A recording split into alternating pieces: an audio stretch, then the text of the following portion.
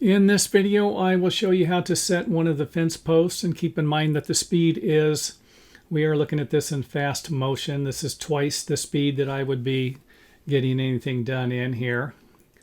And I simply put a screw into one of the stakes there, the brace that I'm going to use, so that I can lift the brace up. I only want to use one screw in that brace. Looks like I dropped something down the hole there.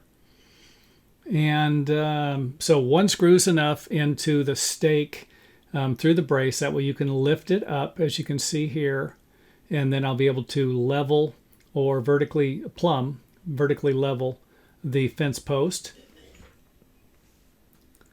And once I get it plumb, I will be able to put a screw in it. And you can always go back and put a couple of more screws in if you need to after you have it lined up where you need it to be. And I'll let you figure out how to line up the post at the bottom. It is going to need to be straight. And what I'm going to be doing in the future when I line up the fence post, which you'll see, is I'm probably going to be using the top. I'll have a string across the top. You can always have a string on the bottom or the top of the to make sure that the posts are where they need to be, at the bottom, I should say.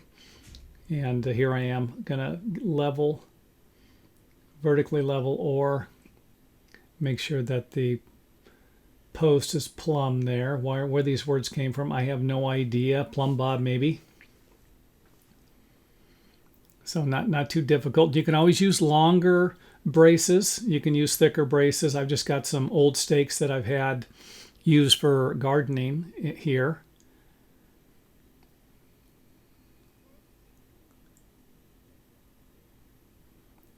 So everything's looking good. Looks like I'm putting another screw in at the top. Oh no, I'm taking it, unscrewing it, looks like.